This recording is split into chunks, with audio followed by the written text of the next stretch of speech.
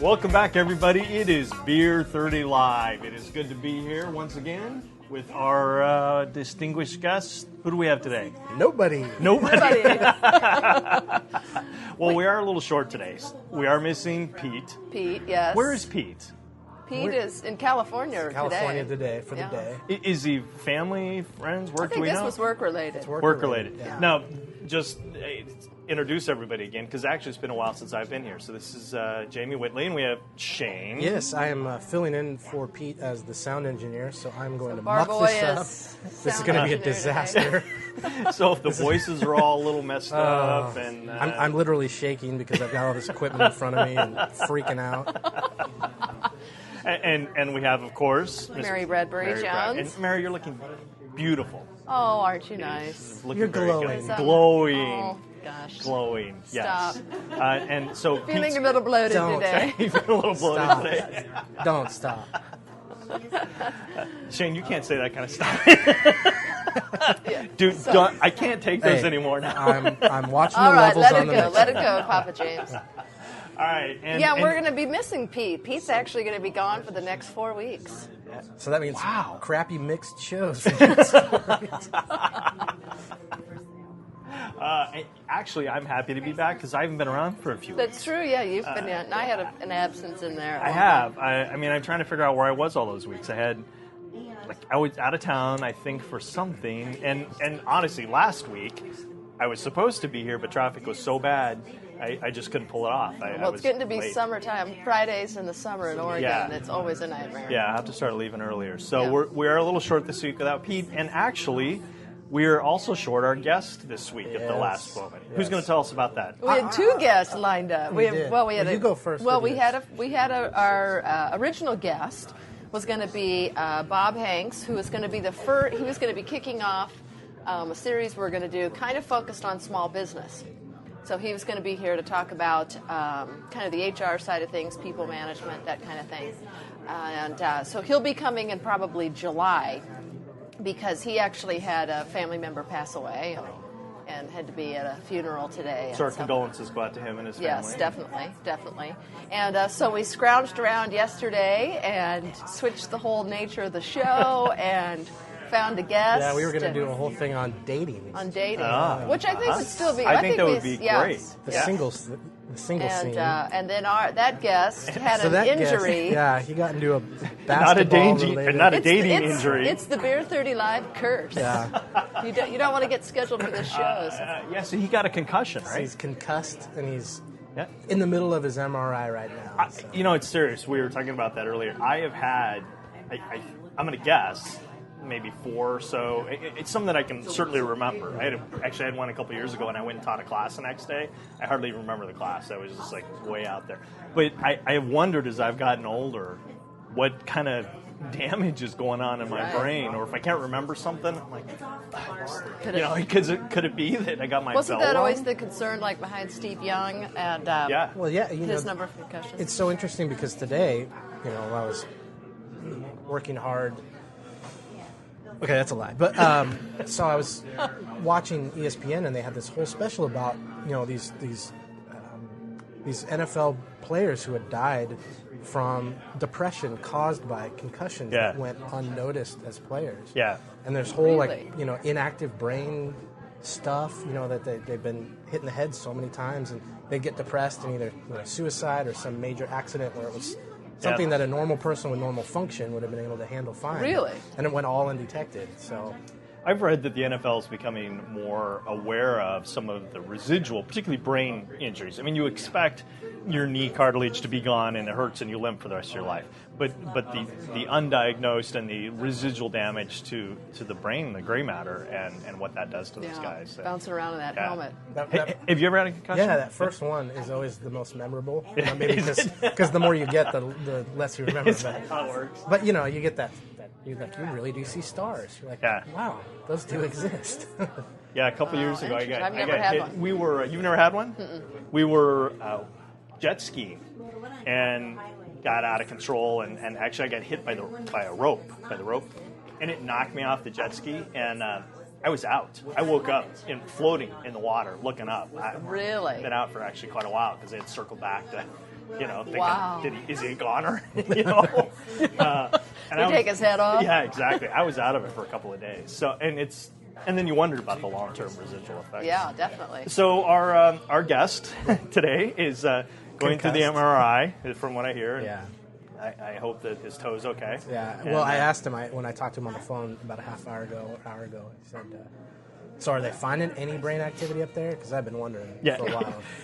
Okay, so I have to tell a story. the So best. my kids are here, Michaela, the oldest, and Melissa. And Michaela is going in next week, actually, for an MRI. And Really?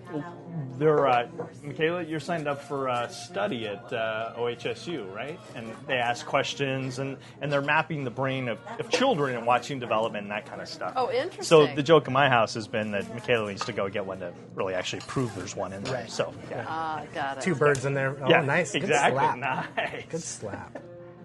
And this is a big day for them because this was their last day Last day of school. Very School's exciting. out for summer, huh?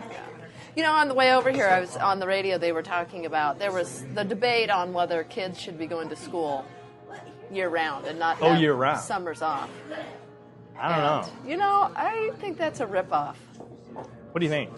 Year round? Yeah. Or definitely have summers off. I mean, Those are the best you got to times be, as a kid. you work the rest of your life, Yeah. 360, all year round and all of that. Well, and what's don't the get argument time for to go going? play. What's the argument for going year round, though? Well, I didn't in this particular show get to the point where they were getting there. Although Right. I think that there's maybe some argument for because it's their peak learning years or Right. something, Right. And so that they should be. But that doesn't mean you don't have to be in a classroom to learn. Right. It's funny too. I think there's this whole debate about the American educational system. We talk about how we aren't graduating enough people in math and science and different things, and yet, I certainly we'd have to do a bunch of research on it. But anecdotally, it seems to me that still, compared to other nations, we tend to be more creative and more inventive. And so, even though maybe, sure, might you get better at the 3 R's if you were going year round? Yeah, but maybe you miss out on some of those other things, and maybe that's part of what gives you the opportunity to, because learning happens more than just in the classroom, like you said. Mm-hmm. Yeah. I don't know. I mean, and you just look back in your childhood, regardless of learning, those are the most memorable times. Absolutely. Summer trips or, having a sleepover on Tuesday night with your friends and you wake up and you're like at the swimming pool all day or, riding your bikes around town or all those different things that gives you Doing that. the sports. Gives you the freedom, which then leads into those learning. Absolutely, yeah. And you can't, I don't know. I mean, none of us have experienced it, so maybe that's it too, because we're a little scared of it. But all work and no play makes for a dull boy. Right? Exactly. But most of those year-round programs aren't necessarily year-round. I mean, they take 2-3 weeks. Well, I think yes. I think the proposal is that there'd be like a longer winter break and then a spring break, and there would still be some sort of break in the summer. So it's not like, but still, and particularly in Oregon, I'm not I hate the rain. Okay, so I've told you that before. So for me, summertime's the best time of the year. So don't be tying me down when the kids are in school. That just makes it worse. Because this is the time to get out and camp and hike and do stuff. Exactly. So if you were tied down to school, oh man. And then you can go back to, maybe visit teacher retention too. I mean, you talk to all teachers, they need it. Well, they do. I mean, and really, quite frankly, that's a lot of the time when they're actually doing, going and doing continuing ed stuff or getting involved and then preparing really for the next school year. So it's not like they sit around for 3 months and do nothing. When you hear those people argue that teachers make too much, and I tell you, anybody who says that, you just go spend a week with a K through 12 teacher and go hang out and tell me they make too much. They are way underpaid. Yeah. And they need the summer off just to recharge and figure out who they are again. Yeah. Because you couldn't do it. I mean, I'd love of course he is a toddler at this point, but, I'd love my son, but usually by about Monday, I'm like, ooh, back to work. I mean, it's love him off at daycare. Work is easy, in my opinion, easier than nonstop with my little one. Well, and then, you're talking about reasoning with alleged grown-ups versus, Well, that's true too. So. Kind of depends on your job. Hey, I want to know, did anybody see final episode of Sopranos? I did not. No, I haven't never really gotten into the I program. thought you watched no, you Sopranos. and Pete. I think are the ones. Okay. So what's been the big debate? Because I hear everybody's like, that's it. It's all lame. we should put a little notice in here that it could be a spoiler alert. Oh, Yeah. true. Spoiler alert. Yeah. So was it yeah. lame? Well, at first it was kind of, it was one of those that after you kind of thought about it longer, then it grew on you. I mean, first of all, he did. Like when your grandma kisses you on the lips. It's probably worse for. Yeah. I mean, at first it kind females. of grosses you out. Then after a while, you're like, well, I kind of like that. You keep reliving that in your head. Lord. But no, first of all, it was completely opposite of what anybody was expecting. Uh-huh. I mean, first of all. So, in the scheme of show finales, I mean, isn't that also some of the point, which is it makes shakes you you for a think. loop, Yes. You're kind of like, wow, never saw that coming. And then there's the argument, people are making that they're going to turn it into a movie afterwards, and they left it open for that. You can't take that season or that whole show and turn that into a movie. Right. It I just don't think would so. not work. Right. Yeah. But the one thing that I thought was interesting is the whole kind of speculation that, because you know how it ended, right? Oh yeah. Okay. All right. Well, they're sitting in a diner, first of all. And first, Tony's there, and then Carmela comes in. And so basically, one of the things that happens is you're on the edge of your seat because every time the door opens or somebody walks by, Right. you're assuming this is the moment Right. that Tony gets whacked. So what it does is it, in a way, puts you in the shoes of what it's like to be one of those guys that Right. at all moments, all the time, is on the guard. Right. You're always on edge. Right? Always on Right. edge because this might be the moment when someone decides to take you out. Right. So you got to kind of experience it from that angle. So that was kind of an That's cool. interesting thing. And so then the son comes in and they're sitting there and they're playing Journey. It's this Journey song. Don't and stop. Believe and they're Nice. talking over onion rings. And the daughter is trying to parallel park her car, and she keeps messing up. So then you think this means that something's going to happen. She's going to walk in right when it's happening, Right. and missed it because she was delayed due to that. Right. And basically, it comes down, and Tony says something like, "You never know," or it's some line like that. The door opens, which is presumably Meadow, the daughter walking in, and it goes to black. And that was it. And so one of the That's nice, though. One of the ideas is that what happened is you as the viewer got whacked. So Certainly did. show's over. You're Right. out. That kind of thing. So That life continues. it was like at first I sat there and went, oh, that was interesting. I mean, that was Right. but then by the next day I was like, okay, that was actually Well, because you kind of really make up your own creative. ending, and Yeah. what was your part in it, and It's the same way, kind of. Remember the Seinfeld Yeah, exactly. finale? Right. Like at first, everybody's reaction was that was kind of. Everyone was expecting a wedding between Jerry and Elaine. Just Right. something lame. But then when you sat and thought about it, it was like, well, of course, they go to jail for being jerks. Because Yeah. that's really what the premise of the whole show was Right. about all those yeah, years. and they sit around, and didn't they just sit Yeah. in jail and basically pointlessly chat about Yeah. stuff, and then Yes, that was yes. it? It's like, Locked out. yeah, okay. Anyway, so I thought it was, in the end, it was That's a successful. Yeah, well, and that series, that show, is so just put together so well. Yeah. You can look back and every little plot line and everything was just meticulously done. It really was put together. Now the Yes. the other HBO show started, right? I haven't turned it on yet to watch it. No, which one? 'Cause, the guy who's got like 3 wives. What's his name? Oh, Big Love Big started. Love. Is that Yeah. started again? Yeah. I'm gonna Just start had the watching first that. one, and then they started a new one, which was John from Cincinnati. We watched the All right. pilot of that. Haven't seen it.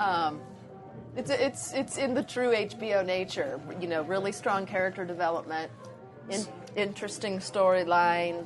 So can I bring up a story I remembered reading the other day about polygamy? About Since we're polygamy. talking about Yeah. there is a You're not community. going to tell us about the whole joys of polygamy, are you? No, Yeah, I haven't okay. got that. I haven't got that far yet. Okay. Let them get married first. Yeah, once. Shush. just once. Inside joke.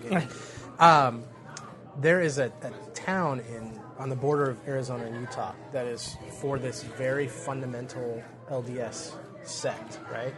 Right. And they believe in polygamy, and they don't allow anybody in or out of their community. I mean, it's sealed, it's shut down. You can't come in as a new And if new you want to resident. leave, you can't leave. Right, It's like exactly. Arkansas. Exactly. Yeah. So apparently, there's this gene that's being passed around. It's a mentally disabled, like retardation gene, because of all the inbreeding that's going on. Oh, I mean, see, it's like Great Britain. Right. Yeah. Only with probably straighter teeth. Careful, Yeah. careful. Jeez. No. But anyway, Nobody's Yeah. safe today. Yeah. But it was just, talking about that show made me think of that story and how these, these girls who are 14 years old are forced to marry their cousin who's yeah. 17. And, It's just, you know. Well, and there was that article that was done a long time ago. I think Did Romney come from there? Man, I'm on a roll. Well, slap some butter on me. I don't know if he's ill, whatever that is. Mary, who's your boy from Nevada? The boy from Politics. Nevada. Yeah. We're talking politics now, right? John Edwards? No, Reed. Oh, Harry Reid. Oh, no. Yeah, We he's should talk about apparently politics Mormon. today. He's not my guy, but But he is Mormon. yeah. You were going to say something? Then maybe we should talk about politics. But well, and I'll have a funny story to tell you about the Mormons in just a second. But anyway, but no, there was this article that came out, and I don't know if it was that town, but it talked about those communities, and the head guys, right, the ones that are older and want to have all these wives, who they're kicking out are the boys that are and just kicking them out, and of course, their mothers obey and don't do anything about it. But so there's this whole kind of population in Utah of young boys, homeless, and there's a guy that that is like started kind of not a home for them, but a program for them so that they get through school and that's amazing. This community, I think it's about 12,000 people. It's 12,000 people. I mean, That's- you think about it, it's a small town. It's a small town, but they're all relatives.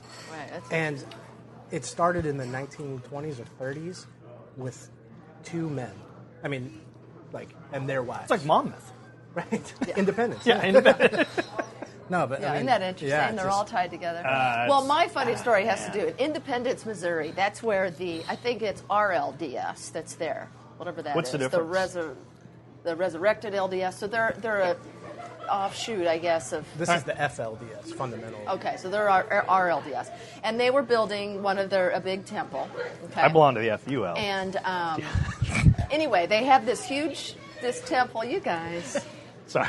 Have this temple, and they have this huge tower, okay, Yeah. and all these stairs down the tower. And the idea is apparently that when Jesus comes back, he's going to come to that tower and come down the stairs. That's their. So anyway, so my brother-in-law was actually. The Garden of Eden is in Missouri. In there. Oh, in really? their Oh, so that's storyline. probably what it That is. is Right. probably in where they All right. have this. Anyway, so my brother-in-law was working on actually the tower part because you can only work on the temple and stuff if you were a Mormon. My brother-in-law not being one. Anyway, so they were working on the tower. He's in construction. And a buddy of his, they were sitting there working away one day, and he says to them, he goes, "Boy, I bet Jesus be pissed. Come all this way back, and then he's got to come down all these stairs." He was instantly fired because one of the Hey, what's this big tower doing in my Garden of Eden? one of these Mormons heard him, and so he was That's a quad instantly workout. fired. I came to So save you You y'all. think but after all these years they could have built me an elevator? Exactly. Who are these people? my quads are burning. I came to save you, but I need a rest. Got a cramp. Got a cramp. Wish I would have done aerobics before I got here. Anyway, All right. So there we go. It's a very good story. Yes. How do we make a segue from that into I don't something know. else? I don't know. Well, I do want to give a quick shout out to one of our faithful listeners. This is a friend of mine, Chris Gifford. Chris Gifford lives in Japan, Wow, and he very listens to us weekly from there. So cool.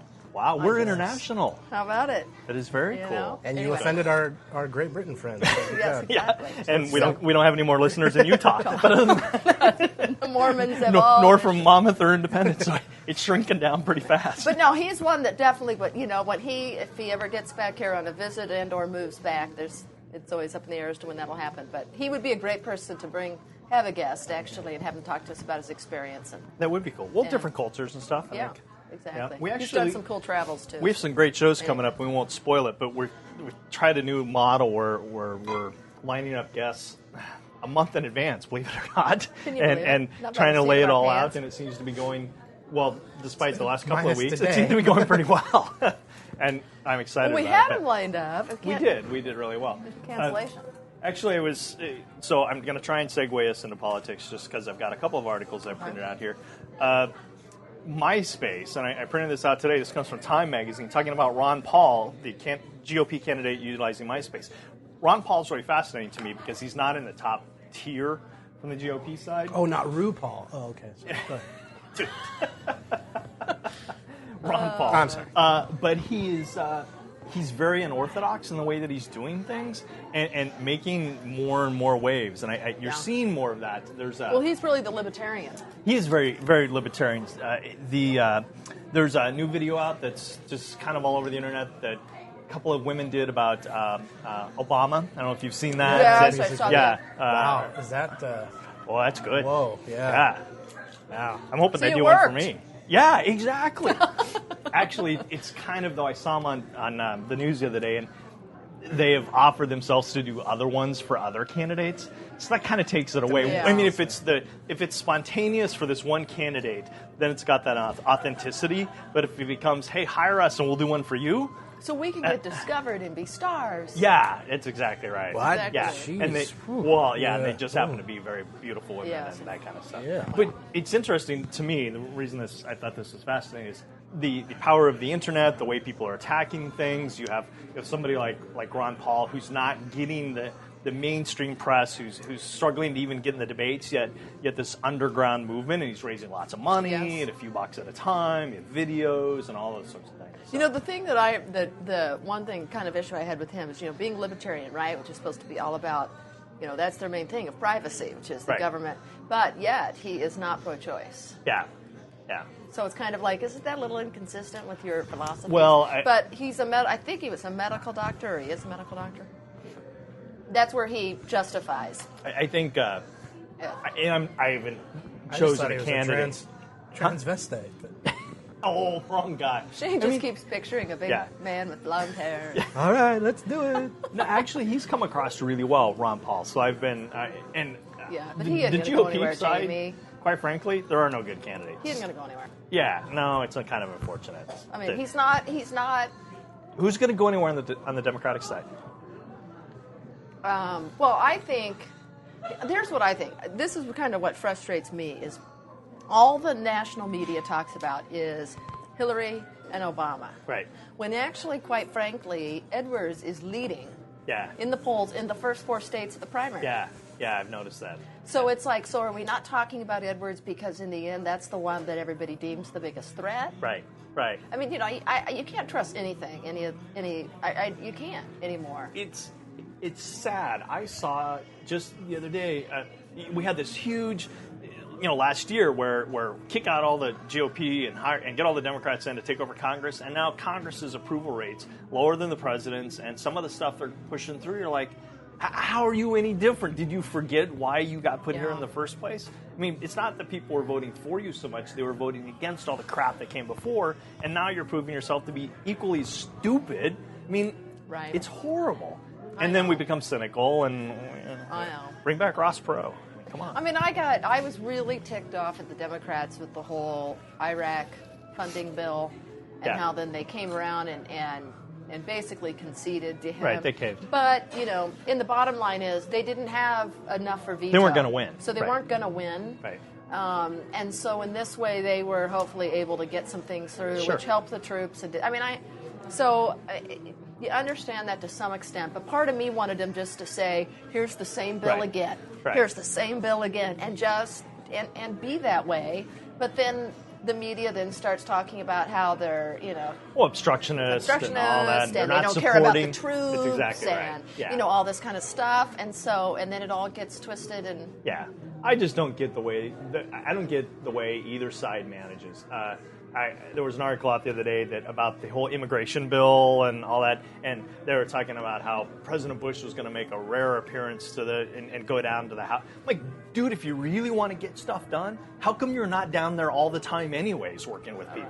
I mean, really, too busy raising money. if you're a manager or a leader, wouldn't you want to kind of be there with them and talking with them and working with them, not He's just not a show up leader. once every couple of years? Yeah. And Say, hey, I need you to do this. And then when you do press conferences, you ostracize them and Yeah, scold them. And I don't get that type of management. I don't know. But I don't think crazy. he cares.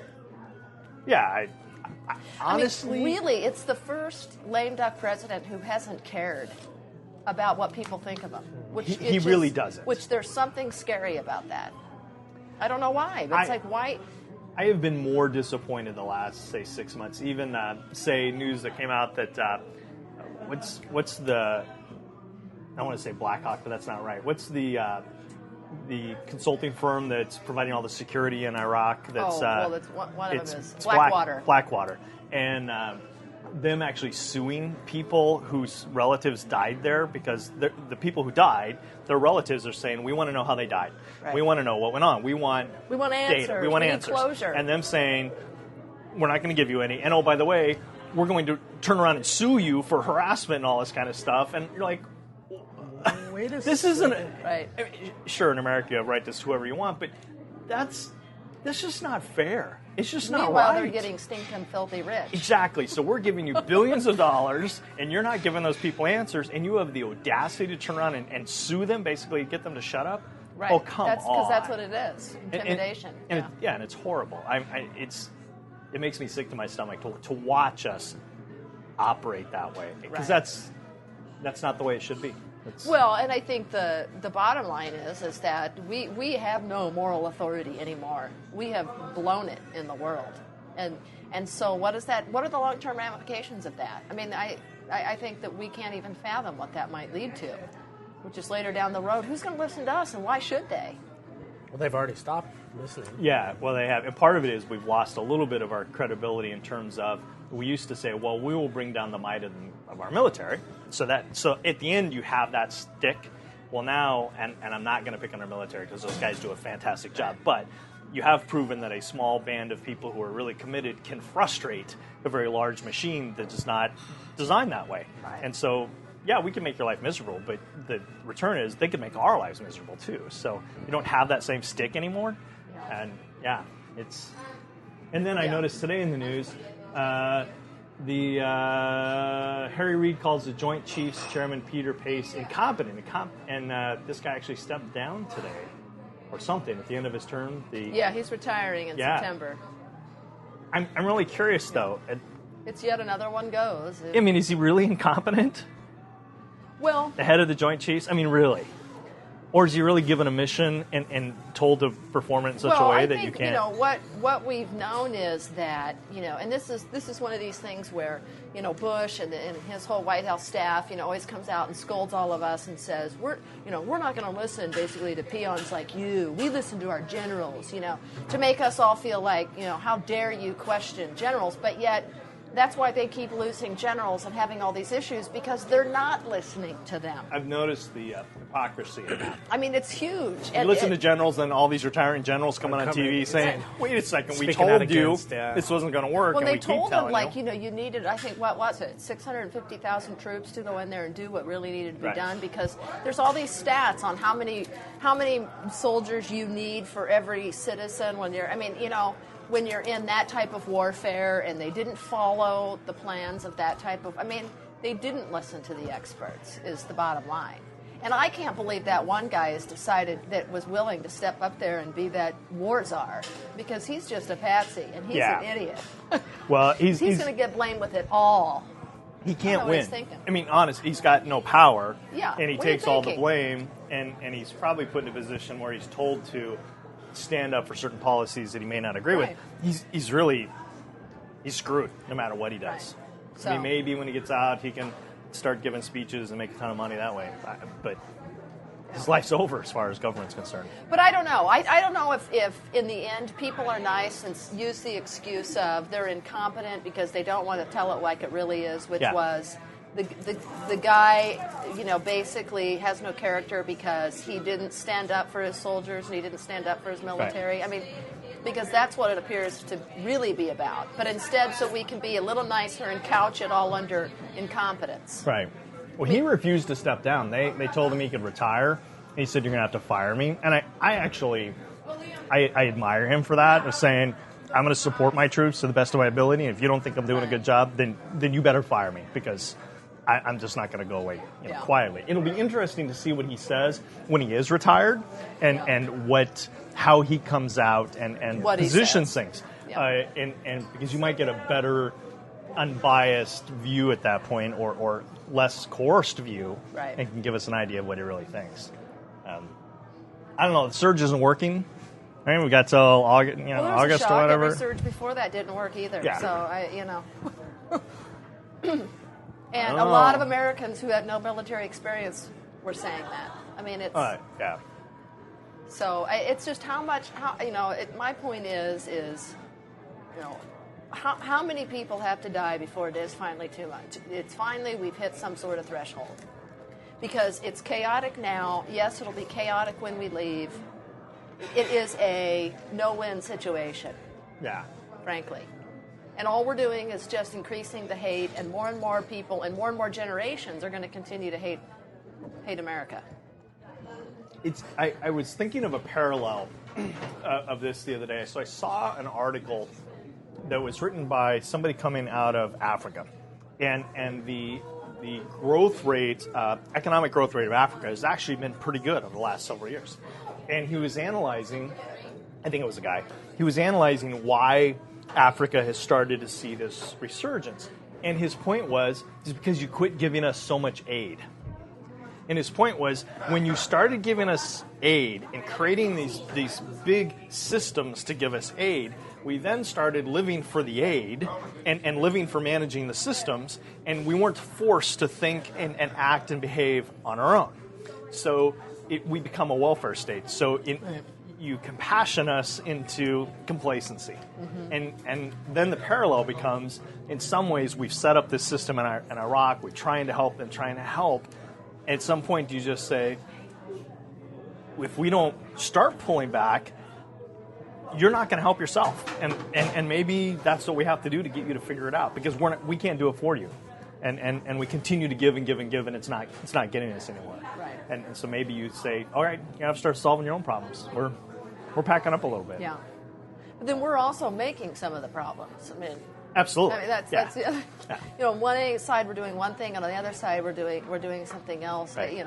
It's I don't know. It's insane. It's insane.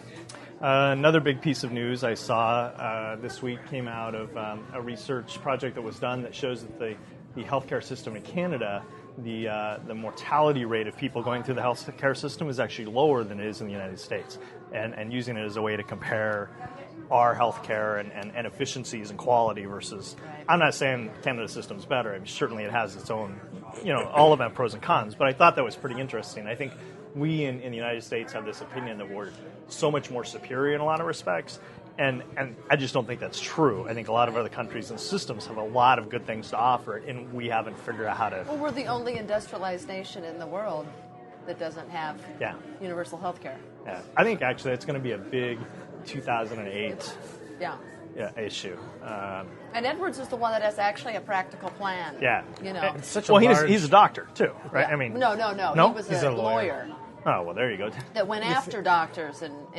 companies. You're thinking locally here, Kitsap.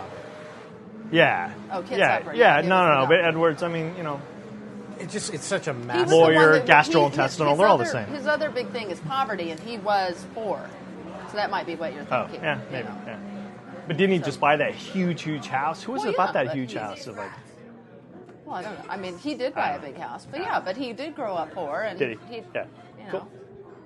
pulled himself up by his bootstraps, the good old Republican mantra, which is what we're all supposed to do, and accomplish something. I'm so tired of the whole Republican Democrat side. It's like, what happened to just pragmatic solutions instead of One side. or one the other. side actually working hard to beat up the other side, no matter how good their ideas are? I don't get it.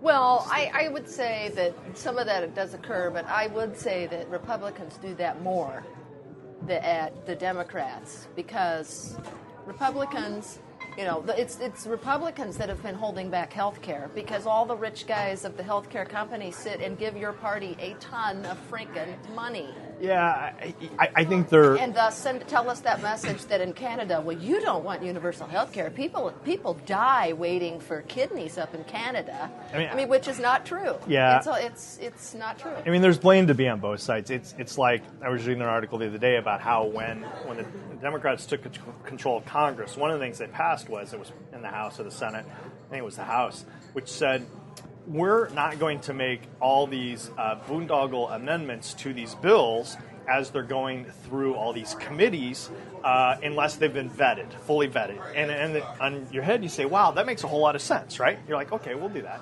So what have they done? They've passed everything through, and they've waited to add them during the sessions where they get together to work out the compromises between the House and the Senate. So they've basically added the same things without this vetting. You're like, well, wait a second. You've proven yourself to be just as myopic and stupid as the other side, and you're playing the same games. And so you say one thing and behave differently, and then act all holier than thou. And to me, it's disgusting on both sides. It's disgusting on both sides. Well, and what it is it's the argument for that the money has to get out of politics, because that's what's driving all of this. Yeah. All of these people that take campaign contributions and then they owe somebody. Yeah. I mean, that's the way it goes. $90,000 in your fridge. Who was that guy somewhere?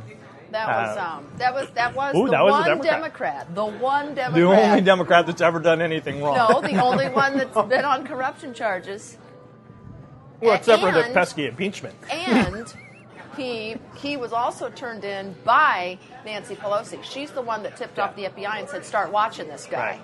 Right. And Nancy, I saw the now, other on the day. Republican side, they go down tooth and nail about how their person didn't do anything wrong, like Tom DeLay. Hey, that guy's slimy. He's slimy just to look at. He's totally slimy. And why that guy still gets airtime is beyond me. Why does anybody listen to him? On the opposite side, though, I don't know why I just thought of this. I was actually thinking the religious right a little bit. Billy Graham's wife actually just passed away, which is very sad. I mean, Billy Graham, of all the upstanding men and his wife and his whole family working diligently to make a difference in the world. You know, you look at figures like that in the public, and his wife wasn't so much, but he was. Mm-hmm. And you sit there and you think, like, who are the next people that are going to come through, you know, and be those kind of people that really gather people like that, you know? I don't know. You just kind of wonder, like, who's it going to be? Who was it before us? And we tear down our leaders, and that's really sad, too. So didn't we talk about this before? Like, let's take Martin Luther King. Could MLK be a leader today? He stole his dissertation. He cheated on his wife. I mean, the media would tear him apart. Right. And so you have this person who clearly has great vision and communication skills and inspirational. But could he really lead today? But maybe not. Yeah, everyone's torn apart, though. I mean, no one is exempt from so then who wants to lead? Right. Exactly. I mean, you know, who doesn't have skeletons in their closet? Except, do you really think today's media is tearing down Bush? Do you really think they're tearing down him for everything that he's done? I think Bush has done a good job of tearing himself down. I mean, okay, through his own actions. But I mean, where's been the investigative journalism and the people sitting and doing interviews and then saying, wait a second, that's not how that went. You lied about this, or you did that, or you cheated here. There's none of that. Yeah, there hasn't been. I think wartime presidents are given a little bit of leeway. I think that's probably part of it. But in general, we don't seem to support our leaders very well. There's this culture of watch them fail, and it's really kind of sad, and it's. But at the same time, or it's I can do better, but I don't want to put myself in that situation. Yeah, you know? Yeah. That's the Monday morning quarterback. Leader, yeah, exactly. Guess, you know. We just had a better quarterback. I could do that. Yeah. It reminds me of what was that? Napoleon Dynamite. Well, when I was in high school, I was just one pass away from Uncle Rico. Yeah, that's right. I could have been something.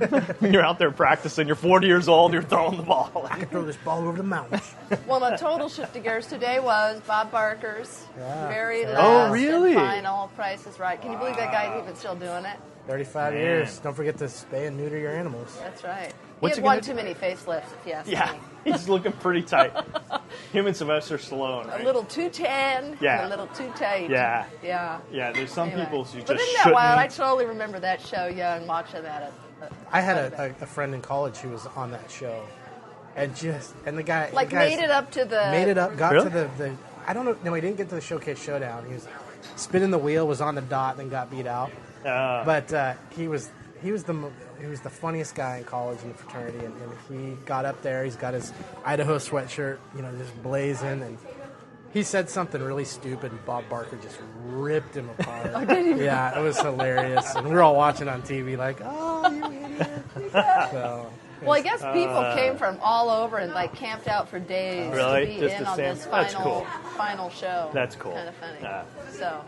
my favorite memory of him though is from Happy Gilmore. That's right. Oh, that's Yeah. right. That's right. Yeah. Yeah. He will forever be famous because of just his. Yeah. How game old is show. he now? Oh, gotta be he's- 100. No. I guess he's been on the show for 35 years. Well, his face is only 40 years Yeah. old, but the rest of it is. This was the 35th season or something. Really? Like that. Wow. How could you do that? I mean, What do you think? Well, keep I doing wonder that when every he did day? start. When he did start Prices, and if he did something before Price is Right, did he? A game show. I don't before know. Price is Right? I don't know. either. He probably did. Some of them, they're such they've done their career like game showers. They Right. move around. Right. Yeah. No, but he's got to All right. be. He's got to be about. Shout out to 70. Bob Bart. And Bob, God bless, if you want to be on the show, Give us a you, call. you can write us at the show at beer30.com. I'm sure you would want to come on after this lovely setup we That gave goes you. for everybody. Yes. You have something to say.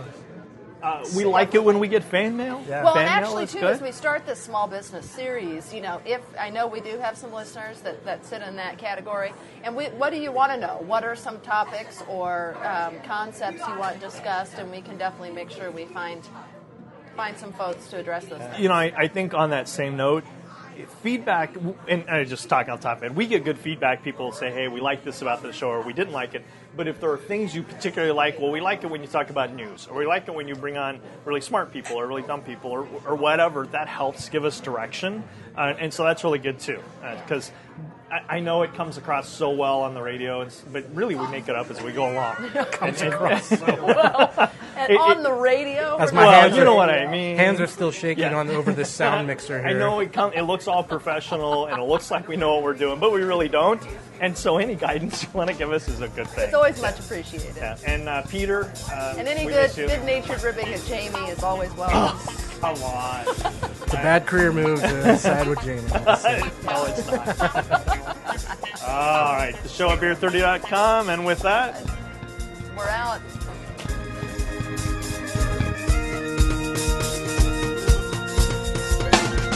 Bye.